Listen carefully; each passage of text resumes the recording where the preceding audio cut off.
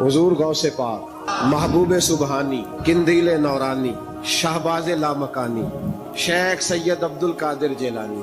گویا تھا غوث اعظم کے زمانے میں، گانے گاتا تھا، تو غوث اعظم اسے سمجھاتے تھے کہ یہ طریقہ درست نہیں، بات چیت سے وہ مخالفت کرنے لگ گیا۔ اور لوگ جب ان کے مفادات پہ ٹھوکر لگتی ہے تو وہ ذات پات پہ اتر آتے ہیں۔ وہ کہتا جی دیکھو میرے پیچھے رش بڑا، لوگ سنتے بڑے ہیں، تو عبد القادر تو معاذ اللہ جلتے ہیں مجھ سے۔ خیر بڑی مخالفت کی، باتیں ٹٹول کے لاتا، کھاتے کہاں سے ہیں، لنگر کہاں سے آتا ہے، یہ کیا ہے۔ حضور غوث اعظم ہنس دیا کر، فرماتے چل ٹھیک ہے موج کر۔ وقت گزرتا گیا، بوڑھا ہو گیا، لوگ اس کی آواز کے دیوانے تھے، گلے کی آواز بڑا سریلی تھی، وہ اب دھیمی پڑ گئی۔ وہ جو اسے سنتے تھے وہ کسی اور کو سننے لگے۔ گھر میں بھی جب تک پیسے آتے تھے تب تک تو گھر میں بھی بڑی قدر تھی، اب جب گھر میں کچھ نہ دیا تو بچوں نے بھی نکال دیا۔ حالت یہ ہوئی کہ قبرستان جا کے بیٹھ گیا۔ مکھیاں بھنکتی ہیں، پہننے کو کپڑا کوئی نہیں، کھانے کو روٹی کوئی نہیں۔ میرے شیخ، میرے غوث اعظم اس گلی سے گزرے۔ جب غوث اعظم گزرے تو اس کی حالت دیکھی تو محبوب پاک کا وہ طریقہ یاد آ گیا۔ سلام اس پر کہ جس نے دشمنوں کو بھی کوائیں دی، سلام اس پر کہ جس نے گالیاں سن کر دعائیں دی۔ تو حضور غوث اعظم گھر گئے، غلام کو بلایا، فرمایا 100 دینار لے جا، اس گویے کو دیا، بتانا نہ کس نے بھیجے، دے کے لوٹ آنا۔ وہ کہتا میں گیا تو بڑی بری حالت، پھٹے ہوئے کپڑے، خستہ حالی، جا کر کے 100 دینار دیے۔ میں نے کہا لو، اس نے آنکھیں کھولی تو بڑھاپے سے بری حالت، بیماری، ذوف۔ کہنے لگا کس نے بھیجے ہیں؟ تو میں نے کہا مجھے پہنچانے کا حکم ہے، بتانے کا نہیں۔ تو کہتے اس کی آنکھوں میں آنسو آ گئے۔ کہنے لگا میں بھی سارے بغداد کو جانتا ہوں، مجھے پتا ہے اس حالت پہ اگر مجھ پہ کوئی کرم کر سکتا ہے تو وہ عبد القادر جیلانی ہے، مجھے بھی پتا ہے، میں بھی جانتا ہوں۔ اس حال میں گرے ہوئوں کو تھامنا اگر کسی کا طریقہ ہے تو وہ غوث اعظم کا ہی ہے، وہی مجھ پہ کرم کر سکتے ہیں۔ کہتے میں خادم کہتے میں دے کے آیا تو وہ میرے پیچھے پیچھے چلنے لگا۔ حضور غوث اعظم پڑھا رہے تھے تو سامنے آ کے کھڑا ہو گیا، نظر اٹھائی آپ نے، فرمایا میں کیا خدمت کر سکتا ہوں؟ چیخ ماری اس نے، رویا، قدموں میں گرا، لگا عبد القادر تو میرے نبی کا سچا وارث ہے، تو سچا وارث ہے نبی پاک صلی اللہ علیہ وسلم کا۔ میں ساری زندگی مخالفت کرتا رہا اور جب میرا کوئی نہ بنا تو تو میرا بن گیا۔ اب مجھے بتا کہ اس بڑھاپے میں توبہ کروں تو اللہ قبول کر لے گا؟ تو غوث اعظم فرمانے لگے تو سچے دل سے توبہ کر، اللہ تیری توبہ بھی قبول فرمائے گا اور تجھے اپنے نیک بندوں میں شامل بھی فرمائے گا، شرط یہ ہے کہ سچے دل سے کہا۔ حضور غوث پاک کے پاس بی بی آ گئی، اس نے کہا حضور بے اولاد ہوں، میرے محلے میں ایسی عورتیں بھی ہیں جنہیں اللہ نے 14 بچے دیے، میں بے اولاد ہوں، اولاد بڑا میٹھا پھل ہے، تو میرے آنگن میں اگر ایک پھول کھل جائے تو میرے گھر میں بھی خوشبو پھیلے گی، میرے گھر میں بھی کوئی بچہ روئے گا تو میرا گھر بھی رونق والا ہو جائے گا۔ تو حضور میری ساس اب کہتی ہے رکھنا نہیں، اسے طلاق دے دینی ہے۔ میرا خاوند مجھے کہتا ہے میں مجبور ہوں، میں نے بڑا عرصہ تجھے نبھایا ہے، حضور میں غریب ہوں، میرے پہ نظر کرم ہو جائے، میرے لیے دعا کرے، میرا مالک مجھے ایک بیٹا دے دے۔ یوں ہاتھ اٹھائے غوث اعظم، اے اللہ تیری بندی تیرا بندہ سمجھ کے آئی ہے، کیا لفظوں کا حسن ہے، کیا جملوں کی تاثیر ہے۔ اے اللہ تیری بندی تیرا بندہ سمجھ کے آئی ہے تو مہربانی کرنا، جو تو نے اس کے دل میں ڈالا ہے وہ اسے عطا بھی فرما دے۔ لفظوں کا جملوں کی ترتیب دیکھے، جو تو نے اس کے دل میں ڈالا ہے اسے عطا بھی کر دے۔ تو عاطف غیب سے ندائی عبد القادر اس کے نصیبے میں ہی نہیں، مقدر میں نہیں۔ میں نے کہا انہیں منوانا آتا، جب کہا نہیں تو غوث پاک رو پڑے، کہنے لگے میں سمجھ گیا ہوں تو مجھے رسوا کرنا چاہتا ہے، تو مجھے رسوا کر دے، تو رسوا کرنا، تجھے نہیں پتا تھا عبد القادر کے پاس جا رہی ہے، تو مالک ہے، تو اس کے ارادے سے آگاہ نہیں تھا، مولا تو بے نیاز ہے، تجھے پتا تھا میرے پاس آ رہی ہے۔ ٹھیک ہے یہ کہے گی لوگوں سے جا کے کہ میں عبد القادر کے دروازے تک ہو آئی ہوں، مجھے تو کچھ نہیں ملا، تو ٹھیک ہے مولا میں تیری رضا پہ راضی، تیری قضا پہ شاکر، ٹھیک ہے نہ دے میں راضی ہوں، تو مجھے رسوا کرنا چاہتا ہے۔ بس ابھی دعا ہو ہی رہی تھی کہ عاطف غیب سے ندائی عبد القادر تو بول کتنے بیٹے دوں، تو بولنا کتنے بیٹے دوں، خدا کے فضل سے ہم پر ہے سایہ غوث اعظم کا، ہمیں دونوں جہاں میں ہے سہارا غوث اعظم کا۔ کہ تو بول کتنے دوں، تو کہا یا اللہ چل ایک مانگنے آئی تھی، مہربانی کر 7 عطا کر دے۔ 7 ایک بیٹا لینے آئی تھی، رب کریم نے اسے 7 بیٹے عطا فرمائے۔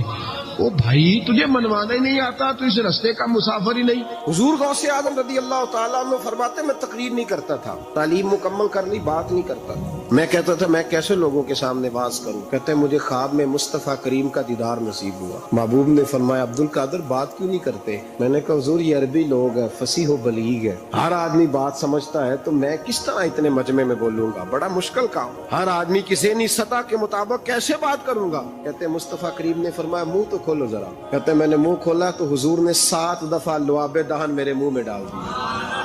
फरमाया अब तू बोलते जाना और मेरी बरकतें तेरी मदद करती जाएंगी। आप फरमाते हैं अगली शाम में सोया तो मौला अली शेर खुदा भी आ गए, तो फरमाने लगे अब्दुल कादिर मुंह खोल ना बेटा, तो तू मेरा भी है। कहते मैंने मुंह खोला तो हजरत अली ने 6 दफा लुआबे दहन डाला। तो मैंने कहा हुजूर आपने 6 दफा डाला है। तो ख्वाब में हजरत अली फरमाते हैं, कहते बेटे मैं नबी पाक के बराबर तो नहीं ना हो सकता, मैं नबी पाक के बराबर। हुजूर ने 7 दफा डाला है तो 6 दफा इसलिए डाला कि मैं हुजूर के बराबर। सहाबा तो ख्वाब में भी आके कहते हैं हम नबी के बराबर नहीं, तू कैसे नबी के बराबर बन गया। वो तो ख्वाब में भी आके कहते हैं कि हम हुजूर के बराबर हैं, तू जिंदगी में दावे करता फिरता है। हुजूर गौसे आजम फरमाते हैं बस फिर छोटी सी मस्जिद और उसमें मैंने तकरीर शुरू की। मैं अकेला ही चला था जानिबे मंजिल मगर, फिर लोग मिलते ही गए, फिर कारवां बनता गया। फरमाते हैं छोटी सी मस्जिद, फिर मस्जिद बड़ी हुई, फिर मजमा बढ़ गया।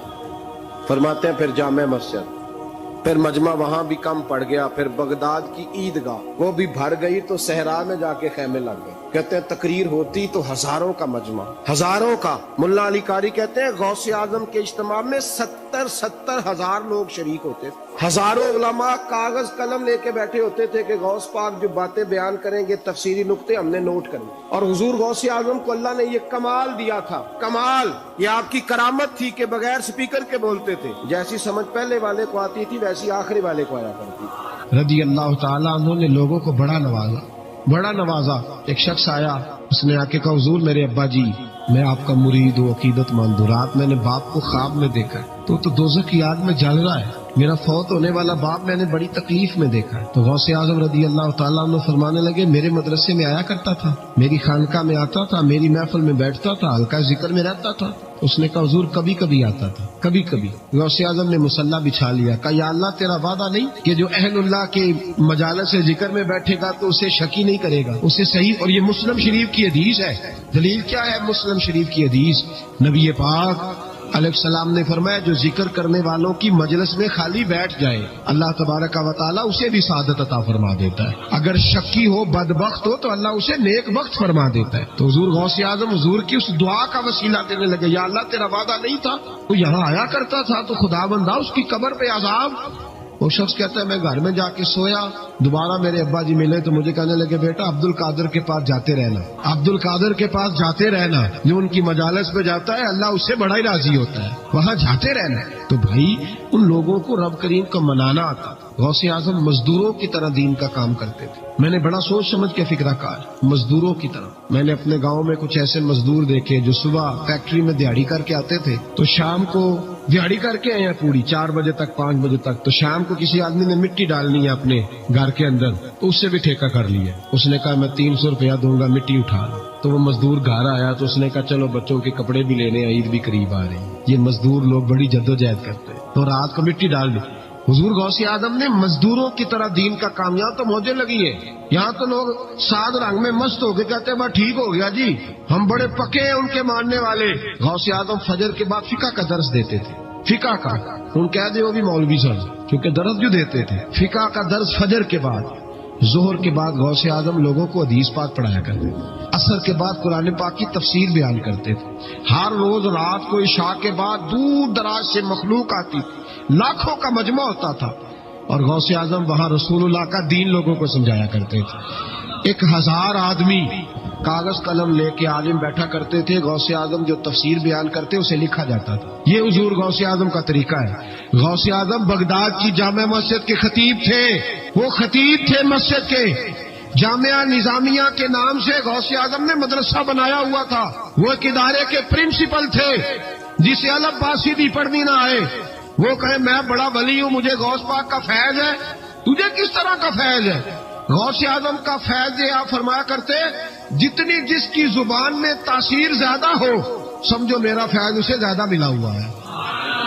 आप तकरीर करते थे, खुतबा देते थे, रोज रात को बैठते थे। सलाहुद्दीन अयूबी खड़े होकर कहने लगे फलस्तीन में, फरमाया मैं लड़ूंगा इसलिए कि मैं अब्दुल कादिर के मदरसे का तालिब इल्म हूं। और फरमाने लगे ये 70,000 फौज मेरे साथ है, सारी गौसे आदम को मानने वाली है। इनकलाब गौस के मानने वाले लाएंगे। ये लोग इनकलाब बर्पा करेंगे जिनके दिलों में बुग़्ज़ रहता है अल्लाह के वलियों का। और हर रिसाले में कभी ये कौन सा जिहाद है, कभी बाबा फरीद के खिलाफ लिखते हैं, कभी गौसे आजम के खिलाफ लिखते हैं। शर्म नहीं आती?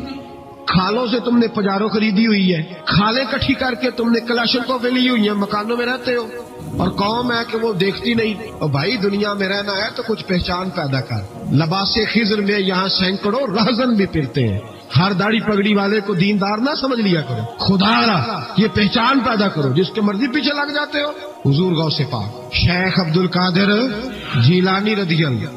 आजकल की मैं जाता हूँ ना महफिलों पे, तो मैं दोस्तों से कहता हूँ आप कोई दोस्त टाइम लेने आते हो तो मैं पूछता हूँ महफिल क्यों करानी है, कहते सवाब वास्ते। तो मैं कहा सूरत यासीन पढ़ा लो का, सारी जिंदगी सवाब के चक्कर में रहोगे, इनकलाब कब आएगा? मिलाद की महफिल कर लो, सारा साल बरकतें नाज़िल होंगी। तो महफिल को एक रूप दो, एक रंग दो। महफिल एक इनकलाब का नाम है। गौसे आजम ने हमें वो वाली महफिल सिखाई है जिसमें बेनमाजी आता तो नमाजी बन के जाता, जिसके अंदर चोर डाकू आता तो तौबा करके जाता, जिसके अंदर कोई माँ बाप का नाफरमान आता तो घर जाके माँ बाप के पैरों में बैठ जाता। सवाब के लिए महफिल, सवाब के लिए 11वीं, इससे बाहर बड़ा हो गया ये काम। नाकामी चले हुए पक्के ही, वो भी इधर को सफर कर रहे हैं, इधर को सफर, वो भी सारे सवाब इकट्ठा कर रहे हैं। कहते तू महफिल करा तो बख्शिया जाएगा। जिदे हथ नोटा जिदा थी उन्हें कहते चौधरी साहब शेर तेरी नजर ही। और मैं क्या जालमा शेर नबी पाक दा ते नजर बंदे दी कर छड़े कुछ सोच। और जिसने पैसे ज्यादा दिए उसके कहते आश के रसूल है।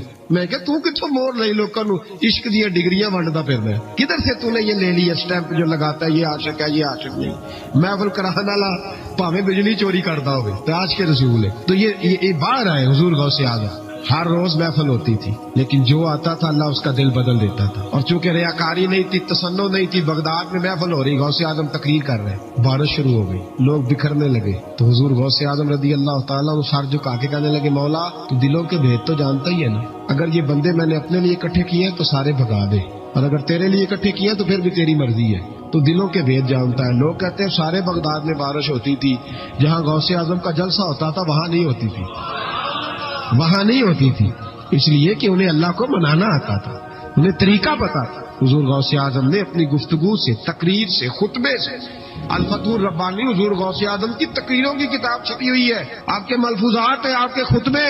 ओ भाई इसको लोग मामूली काम समझते हैं, बस सवाब के लिए कर लो। खुदारा गौसे आजम का तरीका तो समझो।